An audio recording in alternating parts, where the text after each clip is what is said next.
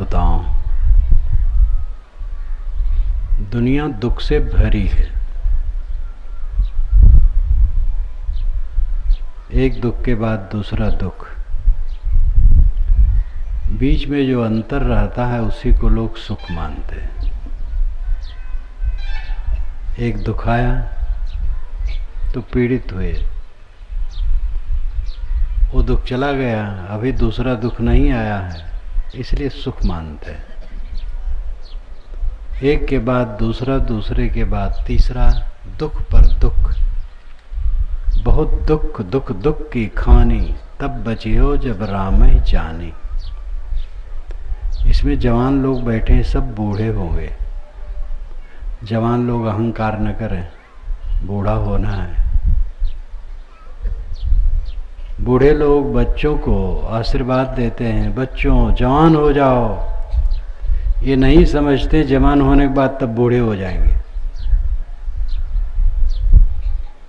सब बूढ़े, सब जवान बूढ़े होंगे, बीमार होंगे, रोग लगेगा, प्रिवियोग होगा, प्रिसंयोग होगा। हवा की तरह समय भागा जा रहा है, कुछ किसी के साथ रहने वाला नहीं। सब कुछ सबका छूट जाना है। अयोध्या में श्री राम के दरबार में एक ब्राह्मण आया। नौकर ने जा करके बताया राजा राम को, वे समझ गए। उन्होंने कहा काल आ गया, नैतद स्थित निश्चित, निश्चित है ये सब, अब कुछ नहीं रहेगा। वो काल आया था, राम से मिला और कहा हमारी आपकी बैठक एकांत में होनी चाहिए। उसमें अगर कोई आ जाए तो वध्य आपके द्वारा मारा जाए।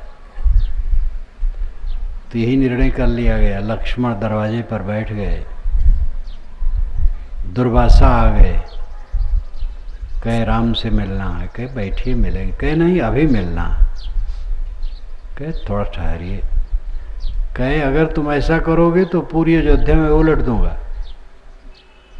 अभी मुझे मिलना। दुर्वासा का क्रोध तो आप जानते हैं। तो क्या करें बेचारे। लक्ष्मण ने सोचा मैं ही मारा जाऊं, अच्छा है, अयोध्या भर परेशान न हो। जाने दिया। उधर राम निकल रहे थे कक्ष से। बात तो हो गई थी, लेकिन कानून के अंदर बात थी। तब तक किसी को मिलना नहीं था। तो राम बहुत उदास हो गए। कानून के अनुसार अब लक्ष्मण को मुझे मार देना चाहिए। ये कितना द्रावक है। लक्ष्मण ने कहा भैया आप मुझे मार दीजिए, कोई हर्ज नहीं।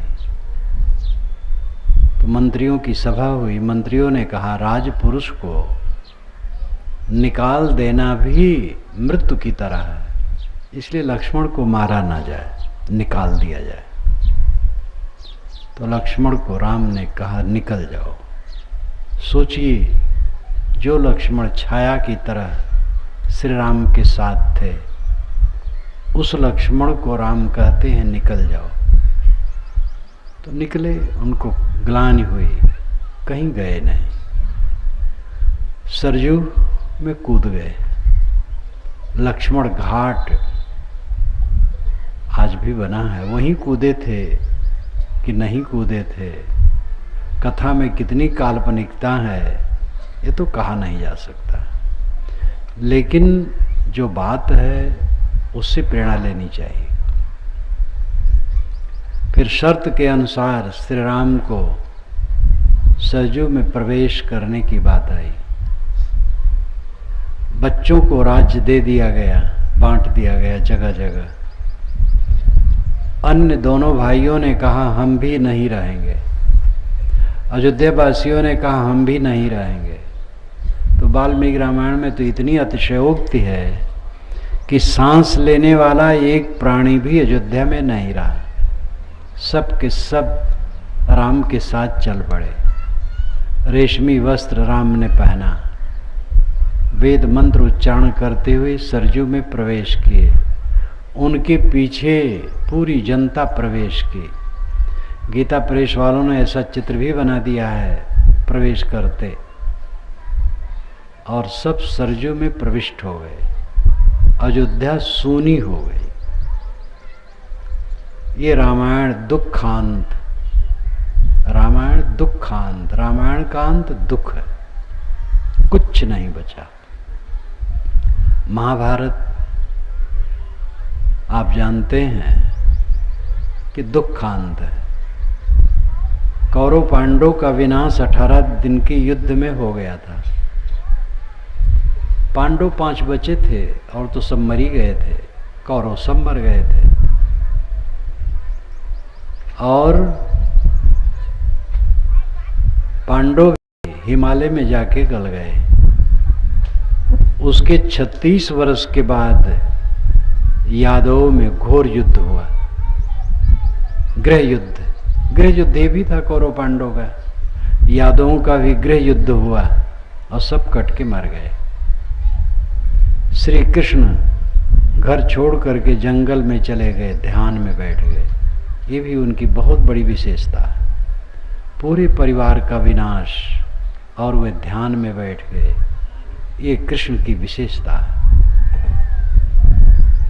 उधर बलराम पहले ही समुद्र में प्रवेश कर गए थे।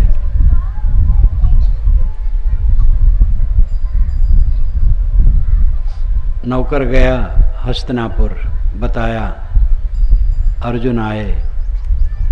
समुद्र द्वारिका को काट रहा था, बहुत द्वारिका समुद्र में चला गया था। बूढ़े बच्चे स्त्रियों को रथ पर बैठाकर माल असबाब रखकर अर्जुन चले। जब अर्जुन वहां पहुंचते हैं द्वारिका में, तो वसुदेव भी जीवित थे, बहुत जर्जर थे। जब पहुंचे और अर्जुन ने अपना नाम लिया, मैं अर्जुन हूं, तो वसुदेव रो पड़े कि तुम देखो, बड़ी बड़ाई करते थे कृष्ण के बच्चों की, और वह इतने कुपत्री हुए आपस में कट के मर गए।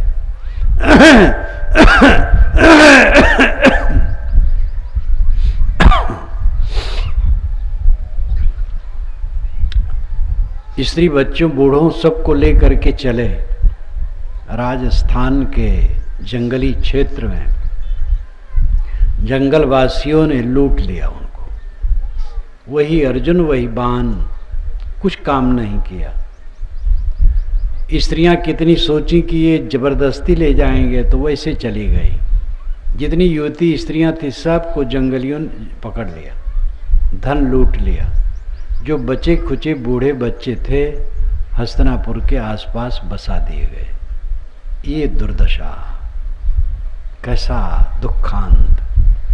रामायण दुखांत है, महाभारत दुखांत है। वेदव्यास और वाल्मीकि इन दोनों ने दुख के अलावा कुछ छोड़ा नहीं है इन दोनों महाकाव्यों में। एक ने एक से पूछा पुराण क्यों बने, महाकाव्य रामायण और महाभारत क्यों बने? उसने उत्तर दिया, यदुवंश, कुरुवंश, पुरुवंश, सूर्यवंश, ये सब के नाम हैं और कुछ शेष नहीं है। यह बताने के लिए तुम क्या कर रहे हो, तुम्हारा क्या रहेगा, आंखें खोलो। इतनी बड़ी बड़ी विभूतियों का कुछ चिन्ह नहीं रहा। श्री राम जैसे महापुरुष के पीछे लवकुश का नाम लिया जाता है, लेकिन लवकुश की इतनी ही विशेषता है कि उन्होंने राम को परास्त कर दिया था, बस, और आगे कुछ नहीं। कौरव पांडवों के बाद, यादवों के बाद आप क्या पा रहे हैं? शून्य। पांडव के वंशजों में हस्तिनापुर के पास थे, गंगा में बाढ़ आई तो नौका में, इतना बाढ़ आई कि नगर नष्ट हो गया, तो नौका में बाल बच्चों सहित वह आ गए इलाहाबाद से 50 किलोमीटर पश्चिम जमुना में, वहाँ उन्होंने नगर बसाया जिसको कौशाम्बी कहते हैं। बुद्ध काल में वो नगरी बहुत संपन्न थी, बड़ी नगरी थी। आज वहाँ केवल अवशेष है, भिट्ट है, उस पर खेती होती है। बौद्धों का कुछ अवशेष बचा है जो सरकार अपने संरक्षण में ले रखा है। कौशाम्बी वो पांडवों के बच्चों का अवशेष है। अयोध्या में आप चाहें, मंदिर हैं, संत हैं, साधारण गृहस्थ हैं, सभी प्रकार के लोग हैं, हिंदू हैं, मुसलमान हैं, खाते जीते हैं, अपना अपने अपने ढंग से उपासना करते हैं। राम का कुछ अवशेष नहीं, ऐसा संसार है। एक बात ये भी बता दूं कि अयोध्या में हिंदू मुसलमानों में कोई झगड़ा नहीं। ऐसे भी मंदिर हैं जिसके ट्रस्टी मुसलमान भी हैं, और एक बुढ़न मियाँ तो ऐसे हैं, अब रहें कि नहीं इस समय। वे तो जब मंदिर के पुजारी चले जाते थे तो स्वयं भय प्रगट कृपाला दीन दयाला गा के आरती करवा देते थे। हिंदू मुसलमानों का बड़ा बढ़िया समन्वय अयोध्या में है। ये राजनेताओं ने बहुत बिगाड़ा। अपनी कुर्सी के लिए इन्होंने राम को भुनाया, बुद्ध को भी भुना रहे हैं। कबीर बचे हैं, बचे रहें तो अच्छा है। ये नेता जिसको पकड़ेंगे उसको बिगाड़ देंगे। नेता किसी को, राम को माने, अपने उपासना के लिए माने, ठीक है, बुद्ध को माने, कबीर को माने, कृष्ण को माने, किसी को माने, उपासना के लिए माने, कोई बुरा नहीं। लेकिन जब ब्लैकमेल करते हैं उनको लेकर के, नाजायज फायदा उठाना चाहते हैं इन महापुरुषों का नाम लेकर के, तो इन महापुरुषों के चेहरे पर कालिक पोतते हैं। आज से 20-30 वर्ष पूर्व जब कोई कहता जय श्री राम, तब भक्ति भावना की गंध आती थी। आज अगर कोई कहता है जय श्री राम तो मजाक लगता है, और ऐसा लगता है कहीं बलबा तो नहीं हो जाएगा। तो चेहरा इन लोगों ने बहुत खराब कर दिया, बहुत दुख दिया अयोध्या वालों को इन राजनेताओं ने अपनी कुर्सी के लिए। इसलिए वहाँ के साधु अब 3-4 वर्षों से जागरूक हो गए, डांट दिए। ज्ञानदास जी महाराज हनुमानगढ़ी के महंत एक हैं, वो उसके अध्यक्ष हैं, और घर घर में जाकर के मुसलमानों से बात किए कि आप लोग निश्चिंत रहिए, हम आपके रक्षक हैं। और मुसलमानों को बुला के हनुमानगढ़ी पर नमाज उनसे पढ़वाया, और उनके सामने स्वयं हनुमान चालीसा का पाठ किया, और दोनों गले मिले, और दोनों ने घोषणा की अब कोई राजनेता अगर यहाँ आया इसको लेकर के तो हम सहेंगे नहीं। तब से राजनेता लोग ठंडे हैं। तो अयोध्या में हिंदू मुसलमानों का तकरार नहीं। जब वहाँ मंदिर टूटा है उसको हम मंदिर मानते, मस्जिद नहीं। जिसमें महाराज राम की मूर्ति स्थापित थी वो मंदिर था, उसको इन लोगों ने तोड़ा। उत्तर प्रदेश का कोई नहीं था, सब बाहर से ले गए थे। तो ये बड़ा दुरुपयोग है। बात ये आई कि सब कुछ नश्वर है, परिवर्तनशील है। तृष्णा तो सबको है, लेकिन राजनेताओं को भयंकर तृष्णा है। भोग की जितनी लालसा होगी, तृष्णा उतनी प्रचंड होगी, और पाप उतना प्रचंड होगा। राजनेताओं में आज भी ऐसे हैं कि जो बहुत योग्य हैं, त्यागी हैं, सदाचारी हैं। राजनीति में रहते हुए जैसा त्याग किया जा सकता है ऐसे हैं।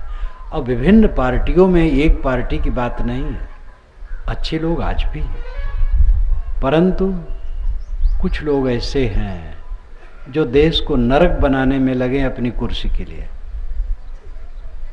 गोरे अंग्रेज फूट डालो राज करो, उनकी नीति थी। अब काले अंग्रेज हैं, फूट डालो राज करो।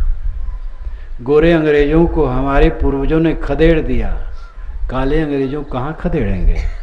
वे तो आस्तीन के सांप हैं, अपने आस्तीन में ही चिपके हुए सांप है, अपने ही भाई दादा चाचा काका सब है, कहाँ खदेड़ोगे? इनकी बुद्धि बदलो। अगर कोई धर्म के नाम पर वोट मांगने आए तो कभी वोट देना नहीं। राम रहीम कह करके कोई वोट मांगने आवे, ब्राह्मण और शूद्र, बैकवर्ड और फॉरवर्ड कह करके वोट मांगने आवे तो कभी उसको वोट नहीं देना। पूरी जनता की सेवा करे। भारत माता में जन्मे लोग सब भारत माता के पुत्र हैं, चाहे हिंदू नाम हो, चाहे मुसलमान नाम हो, चाहे ईसाई नाम हो, चाहे कुछ नाम हो। सबके प्रति प्रेम करके देश सुखी हो सकता है। इसमें पराया कौन है? सब समय सभी लोग रहे हैं, प्रेम के बर्ताव की जरूरत है। यहाँ पराया कोई नहीं है। घर में 10 लोग हैं, 4 लोगों से प्रेम करो, 6 लोगों से बैर, 8 लोगों से प्रेम करो, 2 लोगों से बैर, तो भी घर टूट जाएगा। सबसे प्रेम करो। हमारा देश एक घर है और इसमें बसने वाले जितने लोग हैं सब इसके सदस्य हैं और इसमें कोई पराया नहीं। जन्म बिभ्रति बहुधा विवाचसम नाना धर्माणम पृथ्वी यथौक्षम। जन्म बिभ्रति बहुधा विवाचसम। ऐ पृथ्वी माता, तुम जनों को अपने में रखती, विवेद का मंत्र है। तुम जनों को अपने में रखती हो। कौन जनों को? बहुधा विवाचसम, जो बहुत भाषा बोलने वाले हो। नाना धर्माणम, नाना संप्रदायों में चलने वाले हैं। वेद के ऋषि कहते हैं, ऐ पृथ्वी माता, नाना भाषा बोलने वाले और नाना संप्रदायों में चलने वाले मनुष्यों को तुम अपने में रखती हो। सहस्रम धारा द्रवणम मेधुहाम ध्रुव धेनुर्नपस्फुरंती। हजारों धाराओं से तुम मुझे, मेरे लिए धन दो। जैसे गाय अपने चारों पैरों को जमा के दूध अपना दे दे, ऐसे पृथ्वी माता तुम हमें धन दो। ये बहुत बढ़िया सूत्र है, मंत्र है। तो पहले जमाने में ऋषि हमारे क्या कहते हैं? बहुत भाषा बोलने वाले और बहुत संप्रदायों में रहने वाले लोगों को पृथ्वी माता तुम अपने में रखती हो। राम रहीम को बुरा लगेगा तो आपस में वो समाधान कर लेंगे। हम लोग कौन होते हैं? राम रहीम को रहने की जगह नहीं, हम लोग घर बना रहे हैं। उनका सारा संसार है। तो ये नेता लोग देश को नरक करना चाहते हैं। इनको गद्दी मिल जाए और 1000-10,000 लोग मार डाले जाएं और 10-20 अरब रुपए की संपत्ति नष्ट हो जाए तो कोई फर्क नहीं पड़ता उनका। पूरे राक्षस ऐसे ऐसे राजनेता आज भी हमारे देश में। आप लोग इसके लिए सावधान हो। मैं कोई राजनीतिक प्रचारक नहीं हूँ, मैं केवल अध्यात्म का प्रचारक हूँ। बात आ गई इसलिए मैं कहता हूँ कि इन राजनेताओं से सावधान रहो। जाति, वर्ग, संप्रदाय, धर्म का नाम लेके वोट मांगने आओ, इनको कभी न देना। इनको खदेड़ना दरवाजे से। पूरे भारत की सेवा करें, पूरी जनता की सेवा करें। ऐसी भावना लेकर के जो आवे उसको वोट दीजिएगा। मेरा विषय है, दुख से भरा है संसार। हम लोग बैठे हैं, ऐसे बैठ नहीं पाएंगे। कभी दिन आ सकता है जब उठ बैठ न पाएं, चल न पाएं। ऐसा भी समय आ सकता करवट न बदल पाएं, बोल न पाएं। धीरे धीरे गलता है शरीर सबका। या तो अचानक छूट जाएगा या तो गल के रोगी होके छूटेगा। यही तो इसका है, यही गति है। छोटे बड़े, राजा, गरीब, महात्मा, साधारण, सबका शरीर गलता है। सुर नर मुनि और देवता, 7 दीप 9 खंड, कहें कबीर सब भोगिया, देह धरे को दंड। सुर नर मुनि और देवता, 7 दीप 9 खंड, कहें कबीर सब भोगिया, देह धरे को दंड। ये दुख भरे संसार में सुख का रास्ता क्या है? क्या दुख है? दुख है, सुख नहीं है, दुख है। लेकिन दुख में से सुख निकाल लो। भूसी में से चावल आप निकाल लेते हो, मिट्टी में से तेल पेट्रोल निकाल लेते हो, पानी निकाल लेते हो। हर जगह तो कूड़े कचड़े में से हीरे मोती सोना सब निकाल लिया जाता है। दुख में से सुख निकालो। जब राम को जानोगे तब बचोगे। राम सुख स्वरूप है और संसार दुख स्वरूप है। आप पूछेंगे राम कैसा राम है, कहाँ है, पता चलना चाहिए। अवध क्षेत्र में एक कहावत कहते हैं, एक राम दशरथ का बेटा, एक राम है घट घट लेटा, एक राम है जगत पसारा, एक राम है जग से न्यारा। एक राम दशरथ का बेटा है जो हमारा पूर्वज है, श्रद्धेय है, आदरणीय है, पूजनीय है। और एक राम है जो घट घट में लेटा, सबके अंदर में। इतने लोग यहाँ बैठे सब घट में है। मक्खियाँ जो उड़ रही इनमें भी है। साहब ने तो यहाँ तक कहा, कहीं कबीर ये हरि के बूता, राम रमे ते कुकुरी पूता। राम तो कुकुरी की पूत में भी रमा है।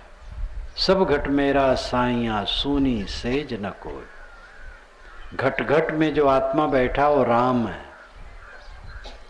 लेकिन उसमें भेद है। एक राम है जगत पसारा। एक राम जगत पसारा में भूल गया, वो अपने को समझ नहीं पा रहा है। अपने रामत्व को न समझ करके जगत पसारा में भूल गया। ये धन दौलत बाल बच्चे, शिष्य शाखा मठ मंदिर, गृहस्थ भूले साधु भूले, दोनों भूले। गृहस्थ भूले घर में, साधु भूले मठ में। गृहस्थ भूले बाल बच्चों में, हम लोग भूले चेला चाटी में। गृहस्थ भूले अपनी माया में और हम लोग भूले मन बड़ाई में।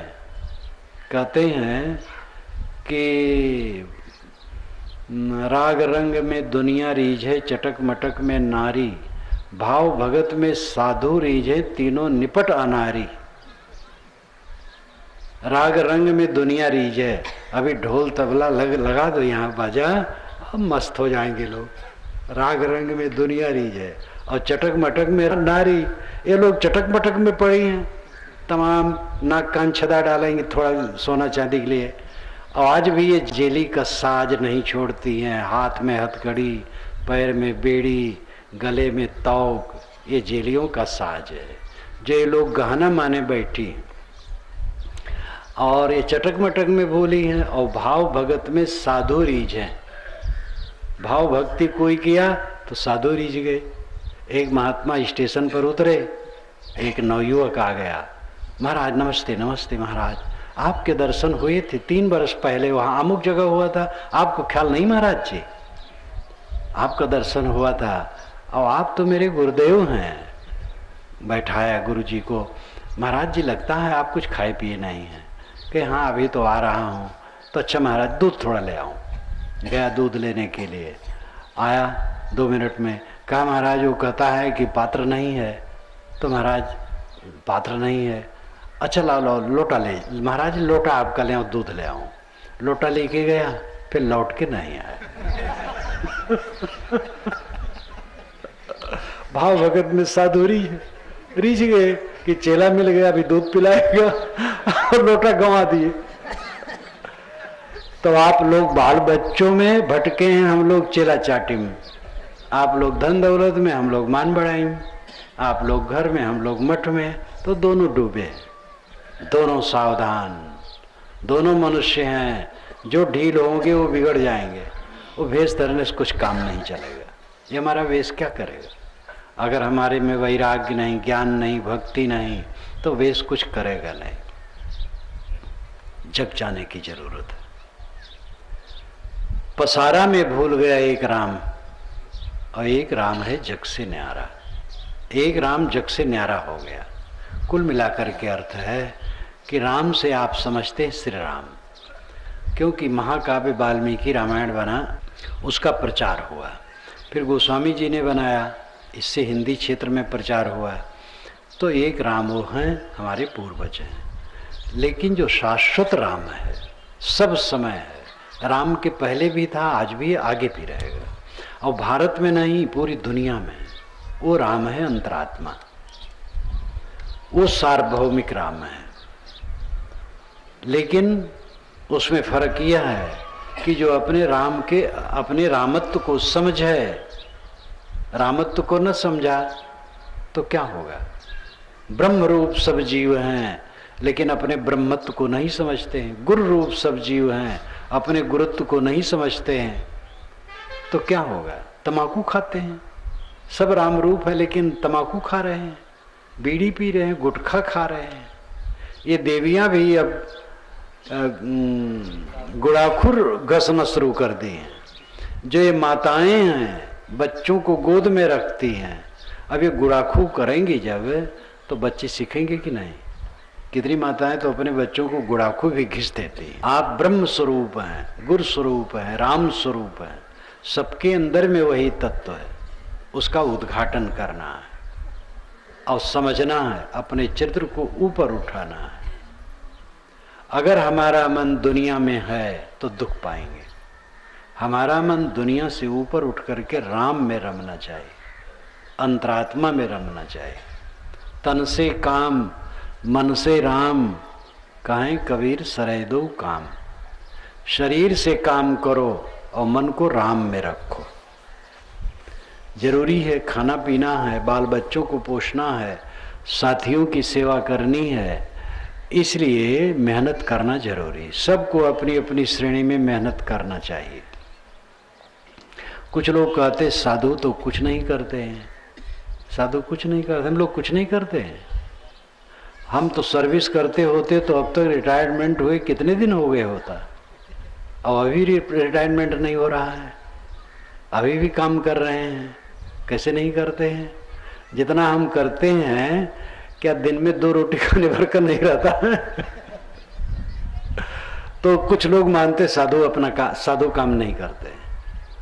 साधु जो काम करते हैं वो सबसे बड़ा काम है, सद्बुद्धि का प्रकाश करते हैं। आपके पास धन दौलत विद्या सब कुछ है, सद्बुद्धि नहीं है तो किस काम का, सब खराब हो जाएगा।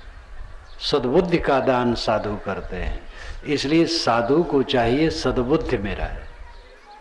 उसकी सद्बुद्धि ही उसकी संपत्ति है और उससे जगत को प्रेरित करे। सबको काम करना चाहिए और काम करने में जो कुछ मिले उसमें संतुष्ट रहना चाहिए। अगर दुख न चाहो तो तुलना न करो, तुलना में पड़ोगे तो दुखी रहोगे। आपके पास साइकिल है और मोटरसाइकिल देख देख करके दुखी हो किसी का, तो ये दुख कौन मिटाएगा। आप अपनी साइकिल को हेलीकॉप्टर समझो, दूसरे की मोटरसाइकिल पर नजर ही न ले जाओ। आपका जो मकान है राजभवन है, दूसरे के मकान पर नजर न ले जाओ। भात नमक मिल जाए तो बहुत है, अगर सब्जी मिल जाए तो बहुत बढ़िया है, दाल मिल जाए तो और अच्छा है, और घी दूध दही मिला करे कोई बात नहीं, खाओ। और घट जाए तो फिर दाल भात सब्जी भात पर आ जाओ, और घट जाए तो नमक भात पर आ जाओ। सब स्थिति में संतुष्ट रहो, तब दुख घटेगा। जो नहीं है उसका लालच है, जो है उसमें संतोष नहीं है। साइकिल का आनंद लो, मोटरसाइकिल को लेकर के क्यों दुखी हो। साइकिल पर बैठो, सनसना करके चलो, बढ़िया, बस हो गया। मोटरसाइकिल चलाने की क्या जरूरत, मोटरसाइकिल से दुर्घटना ज्यादा होती है। क्यों मोटरसाइकिल से मन ललचाते हो। प्राप्त वस्तुओं में जो संतुष्ट रहता है उसका दुख दूर होता है, उसे शांति मिलती है। लेकिन आदमी की तृष्णा ये भरती नहीं है, जितना पाओ कम, जितना पाओ कम। ये विवेक से मिटेगी, वैसे नहीं मिटेगी। अपनी कामनाओं को वश में करो, तृष्णा को वश में करो, मनुष्यों में प्रेम से रहो। घर में दुख है क्यों, एक दूसरे को सह नहीं पाते हैं। देवरान को जेठान, जेठान को देवरान सह नहीं पाती।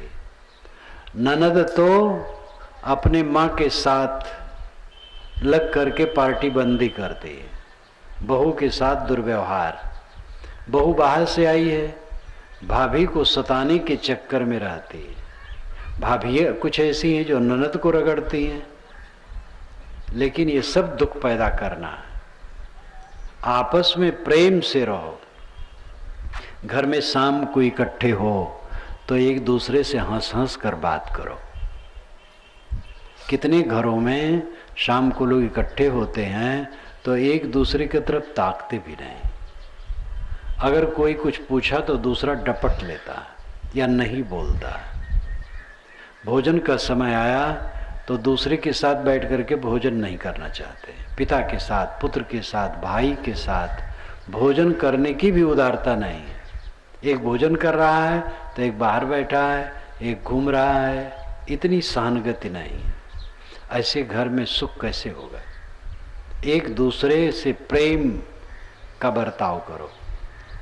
शाम को इकट्ठे हो और इकट्ठा बैठ करके हंस बोल लो,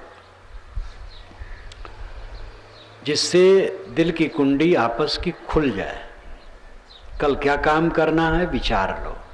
बड़ों को आदर दो, छोटों को स्नेह दो, परस्पर में समता का बर्ताव करो, तब शांति आएगी। बीमारी, रोग, शरीर की जर्जरता, धन की हानि, मान की हानि, अपमान, तिरस्कार, ये सब बीच बीच में सब जगाते रहते हैं। इनको सहो। शाम को श्री राम को बताया गया कि सुबह तुम्हें युवराज बनाया जाएगा, और सुबह बताया गया 14 वर्ष के लिए कठोर वनवास। कितना परिवर्तन! तो इस संसार में किसके सामने अप्रिय घटना नहीं घटती है। धीरज धर करके सहने की शक्ति बनानी चाहिए, और ये शक्ति तभी बनेगी जब सत्संग, सदग्रंथ, साधना, चिंतन, ध्यान में मन लगाओ। सुबह से शाम तक केवल प्रपंच प्रपंच प्रपंच। काम धाम करना तो ठीक है, लेकिन कलह, कल्पना, राग, द्वेष, प्रपंच में लोग डूबे रहते हैं। कुछ भी ज्ञान का ग्रंथ पढ़ना नहीं, ध्यान नहीं, चिंतन नहीं, मनन नहीं, अपने गुण दोषों पर विचार नहीं, दोषों को घटाने, सद्गुणों को बढ़ाने के लिए कोई प्रयास नहीं, तो ऐसी अवस्था में पतन के सिवा और क्या होगा? मानसिक पतन, सबका पतन है। मन उन्नत हो। दुनिया के हान लाभ झूठे हैं। ये दुनिया जो दिखाई देती है आपके आत्मा में तीनों काल में नहीं है। वेदांती कहते हैं जगत तीनों काल में नहीं है, लेकिन जगत में जगत तीनों काल में है, आत्मा में जगत नहीं है।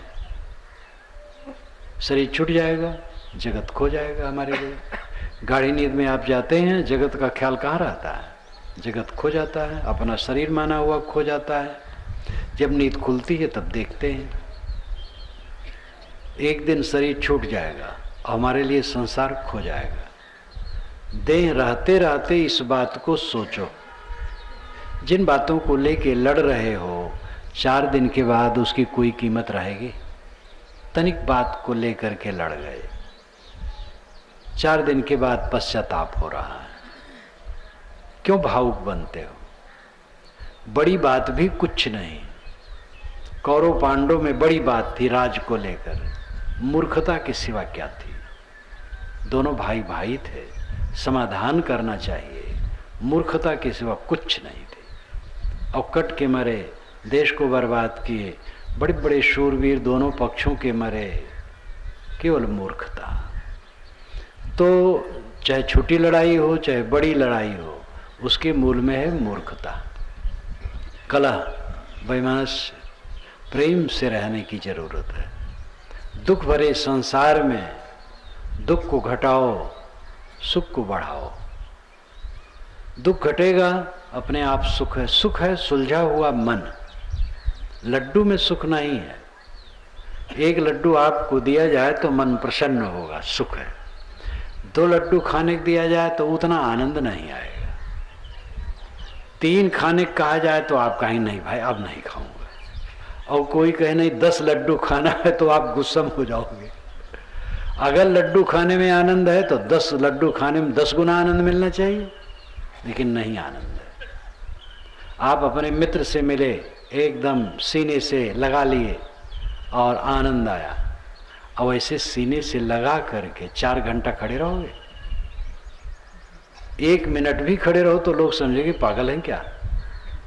जब लोग मिलते हैं इस ढंग से तो सेकंडों में अलग हो जाते हैं, गले लग गए, प्रेम हो गया, अलग बैठ गए।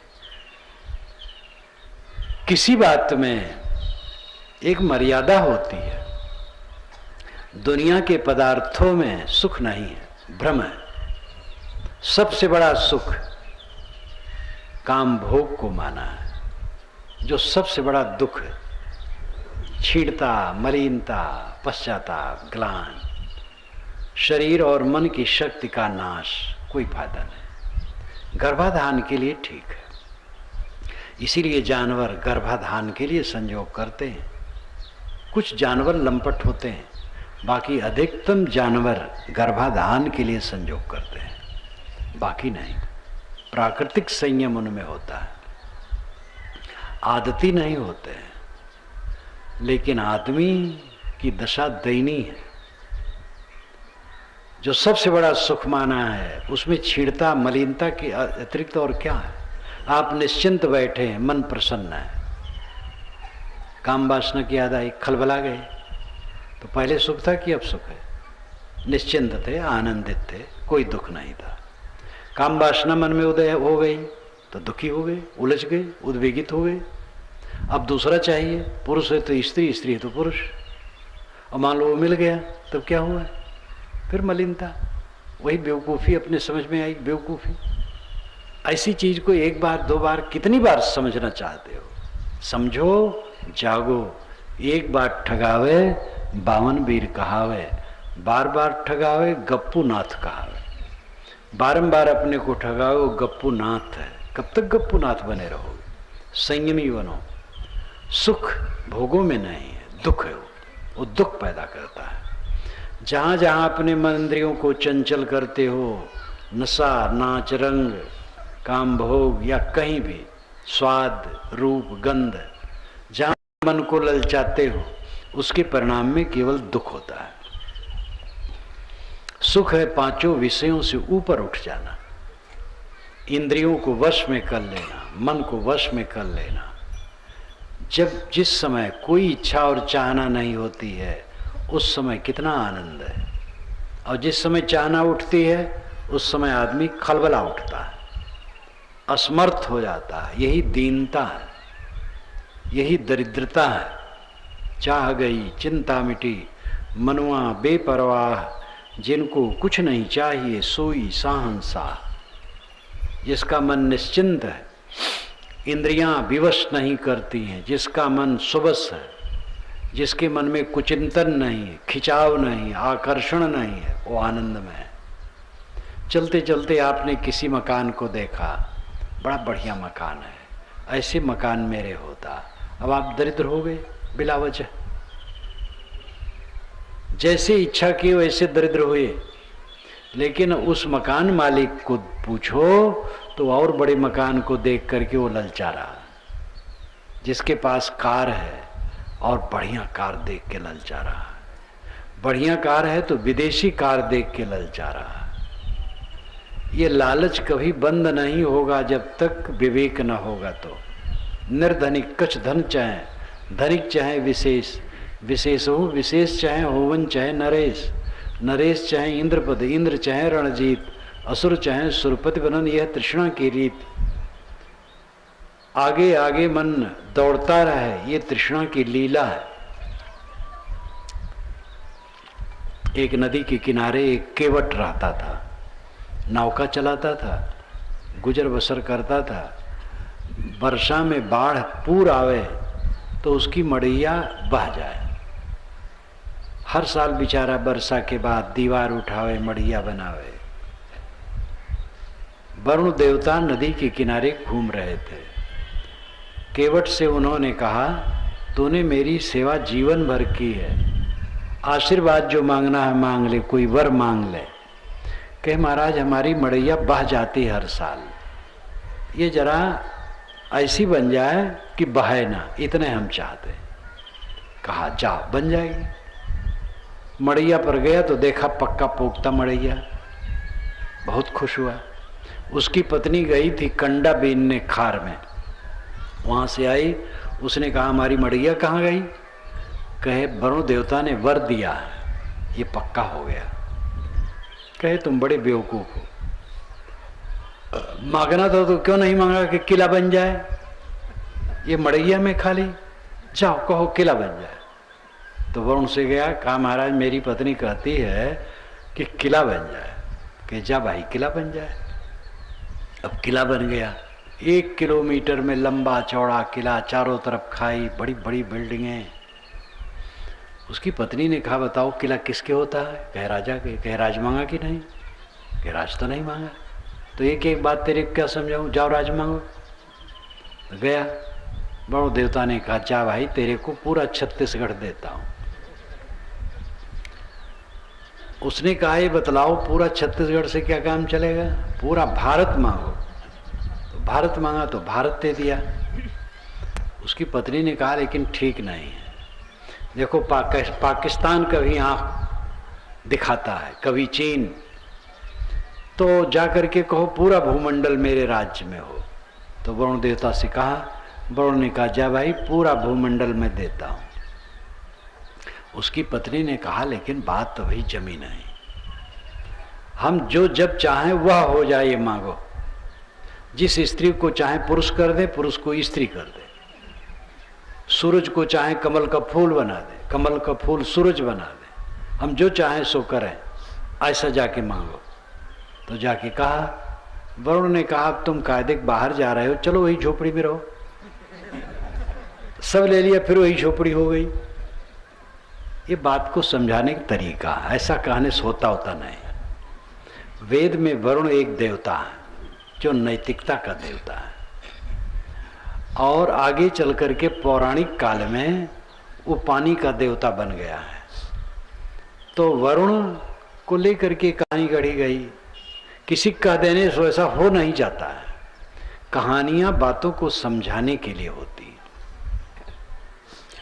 अर्थ यह है, झोपड़ी में आंख मूंदे वो केवट पड़ा था, तो कल्पना की पक्का मकान बन गया, किला बन गया, राज हो गया। जो चेतना का दीपक सब में जलता है वही परमात्मा है। न तो परमात्मा पाना है, न मोक्ष पाना है, न निर्वाण पाना है, वो तो पहले से ऑलरेडी है। मन को विकारों से हटाना है। अपना मन जो ललचा रहा है चारों तरफ, इसी से दरिद्रता है।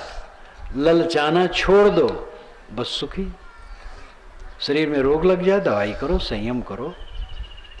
शरीर सड़ने वाली है, मिटने वाली है, मिट जाए मिट जाए, क्या चिंता। आत्मा अमर है, आप अमर हैं। शरीर के गलने से आप गलते नहीं हैं, शरीर के बूढ़ा होने से आप बूढ़ा नहीं होते हैं, शरीर के जीर्ण होने से आप जीर्ण नहीं होते हैं। आप तो अजर अमर अखंड शुद्ध चैतन्य हैं। ये बोधभाव रखो, सदैव अपने मन को ऊपर रखो भौतिक धरातल से। जो कुछ आज हमारा ऐश्वर्य है सब मिट्टी का लौंदा है, चारों तरफ मिट्टी का पसारा है। यहीं पर नजर डालो, ये सब बैठे हैं, सब मिट्टी के पिंड हैं। मेरा शरीर, आपका शरीर, सब मिट्टी के पिंड है। शामियाना मिट्टी है, एक खंभे मिट्टी है, दरिया मिट्टी है, चौकी मिट्टी है, लाउड स्पीकर मिट्टी है, मकानात मिट्टी है, पैरा मिट्टी, सब मिट्टी है। और ये सब थोड़े दिन में मिट्टी हो जाएंगे, लेकिन आत्मा दिव्य है, निर्मल है। इस सारे संसार को छोड़ करके आगे निकल जाओ, ध्यान में बैठो, कल्पना करो कि मेरा अपना माना हुआ सब खो गया, मेरे शरीर छूटे 100 वर्ष हो गए, 200 वर्ष हो गए। 200 वर्ष पुराना व्यक्ति आवे, कोई पूछेगा उसको? एक चिरंजीव नाम का व्यक्ति, मकान बढ़िया बनवाया और उम्र उसकी काफ़ी हो गई थी, तो तीर्थ यात्रा में निकल गया। पहले ज़माने में तीर्थ लोग जाते थे तो कहीं साल भर में लौट के आते थे, 6 महीने में आते थे, क्योंकि कुछ गाड़ी घोड़ा संजोग नहीं था, पैदल जाना होता था। जब वो लौट करके आया 6 महीने में, तो दरवाजे पर देखा मकान बहुत पुराना लगता है, और बहुत बाल बच्चे, बूढ़े बुजुर्ग, जवान, सब अनेक, सब अपरिचित तो गया तो उसको बड़ा आश्चर्य हुआ। एक बूढ़ा व्यक्ति बैठा था और कहा कि भाई तुम कौन हो? मैं आ गया हूँ, घर का मालिक मैं हूँ। उसने कहा तुम कैसे घर के मालिक हो? बहुत गलत है, मैं घर का मालिक हूँ। कहे तुम्हारा क्या नाम है? तो बताए कि तुम्हारे पिता का। फिर कहा फिर पिता का? कहे हमारे पितामह चिरंजीव थे, उन्होंने मकान बनवाया था। उन्होंने कहा वो तो मैं ही हूँ। कहे तुम बिल्कुल गलत हो, तुम कैसे हो? बड़ा झड़पी हुई। तो उसने सोचा हमारी इतनी पीढ़ियां बीत गई थोड़े दिन में। अगर कोई 200 वर्ष के बाद अपने घर में आवे रहने के लिए, कोई रहने देगा? बूढ़ों को बेचारे रहने देना नहीं चाहते हैं। ऐसे भी हैं कि बूढ़ों की सेवा करते हैं, लेकिन ऐसे भी हैं बूढ़े तो सोचते हैं मैं मर जाऊंगा तो घर कैसे चलेगा, और बच्चे सोचते हैं कम मरे कम मैं मालिक बनूं। ऐसा धोखा में आदमी जीता है। तो ये संसार एक धोखा पट्टी की जगह है। अपने मन को सबसे निकालो, निष्काम बनो, ललचाना छोड़ दो। अगर सुखी रहना चाहो तो ललचाना छोड़ दो। मैं जन भाषा में कह रहा हूं, ललचाना, वासना छोड़ दो, तृष्णा छोड़ दो। दार्शनिक भाषा है, गंवई भाषा है ललचाना। बात एक है, जिसके मन में लालच नहीं है वो परमात्मा परम सुखी है, कुछ लालच नहीं। शरीर स्वस्थ है, अस्वस्थ हो संयम से रहें, दवाई पानी करें जो शक्ति है। अस्वस्थ होगा, मर जाएगा, मरना इसको है ही। एक बार मरना, 2 बार थोड़े मरना है, चाहे जब मर जाए, क्या चिंता है। प्रिवियोग हो गया, वियोग होने हैं, अप्रिय संयोग होना है। महाराज राम के लक्ष्मण कितने प्रिय थे और कैसा भयंकर हुआ। श्री राम को कह देना पड़ा तुम देश निकाला तुम्हारा, कैसा द्रावक है ये संसार, कैसा विचित्र है। सब कुछ बदल जाता है। दुनिया दुखों से भरी है क्योंकि सब कुछ परिवर्तनशील है, वस्तुएं बदलने वाली हैं, सबके शरीर विकृत रूप होने वाली हैं, मन सबका परिवर्तनशील है। यहाँ पर किस बात को लेकर के हम घमंड करें? जिन अपने अनुगामियों का घमंड हमें है, वे अनुगामी हमें ही अंगूठा दिखाने वाले हैं। इसलिए अनुगामियों का घमंड व्यर्थ है, शरीर का घमंड व्यर्थ है। अभी भूल उंठित हो जाए, उठ बैठ न पाए तो क्या होगा। इसलिए इन भौतिक धरातलों से अपने आप को ऊपर उठाओ, आत्मा राम में रमो। क्षणिक वस्तुओं के प्रति जो मोह लगा है उसको छोड़ो, सुख दुख में समता धारण करो, अनुकूल प्रतिकूल में समबुद्धि अपनाओ, तब दुख घटेगा और सुख शांति मिलेगी। अंततः तृष्णा का त्याग और आत्म संतोष परम सुख है। तृष्णा त्याग हो गया, जो है प्राप्त बहुत है, अपने जो है बहुत है। पेट भर भोजन मिल जाए, तन ढकने कपड़े और सोने की जगह और मन शीतल हो, इससे बड़ा ऐश्वर्य और कुछ नहीं। और ये सबको मिलता है, सबका पेट भरता है, सब कपड़े पहनते हैं, सबको सोने की जगह मिलती है, बस खाली मन ठीक नहीं, क्योंकि ठीक नहीं करते हैं। मन ठीक करो और मन शीतल करो, संतुष्ट करो, आत्मतृप्त करो, तब दुख दूर होगा। तो मैंने आपसे कहा था कि सारा संसार दुख से भरा है, रो रहा है मानो सारा संसार, हर समय रोना रोना रोना, चारों तरफ रोना है। वैसे रोते रोते शिकायत करते रहते, सब शिकायत में डूबे हैं। महाराज सुख नहीं मिला जीवन में, सब दुखी है, सुख को समझते ही नहीं है। तृष्णा का त्याग सुख है, मन का संतोष सुख है, सह लेना सुख है, क्षमा करना, गम खाना, संतोष करना सुख है। इस सुख को समझें और सत्संग सेवा भक्ति साधना द्वारा इस बोध को और इस रहनी को बलवान बनावें, जिससे सच्चे अर्थ में इस जीवन में सुखी हो और प्रसन्नता पूर्वक शरीर का त्याग करें, आनंद से जिएं और आनंद से मरें। वह ज्ञान सच्चा ज्ञान है, जिस ज्ञान का फल आनंद से जीना होता है और मरना भी आनंद से होता है। आपको धन्यवाद देते हुए मैं अपनी वाणी को विराम देता हूँ।